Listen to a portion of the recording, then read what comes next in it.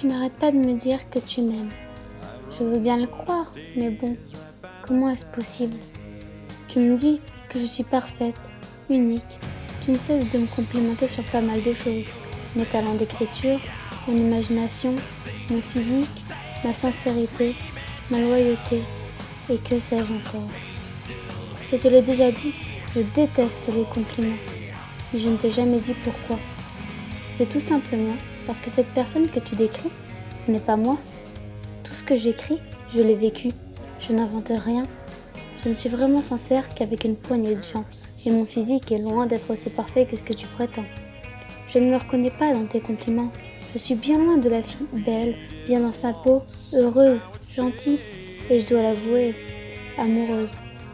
Je n'ai jamais vraiment osé te dire ce qui me passait par la tête parce que je tiens beaucoup à toi et que tu m'as avoué que sans moi, tu ne t'attarderais pas dans cette vie que tu détestes.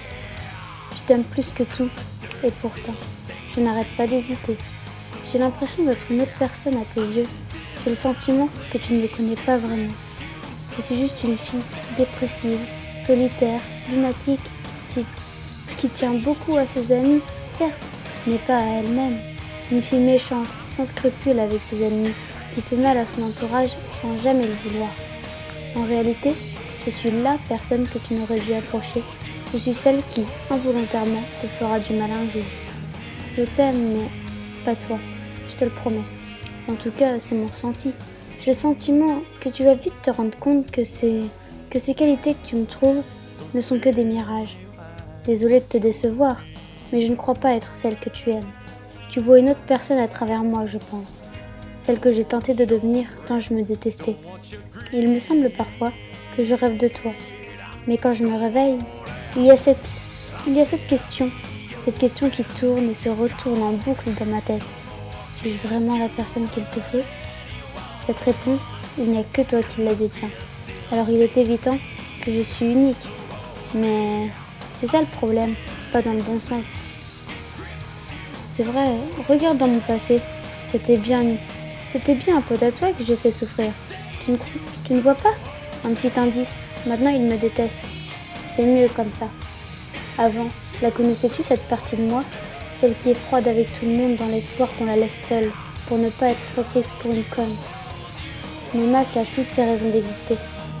Je suis cette fille renfermée qui n'aime pas tant que ça s'amuser, qui préfère rester à l'écart du groupe, s'isoler. Mais avec toi, tu te souviens? Ça a tout de suite été différent. Je n'ai pas hésité à te parler de problèmes privés, alors qu'on ne se connaissait pas. On ne se connaissait que depuis quelques minutes.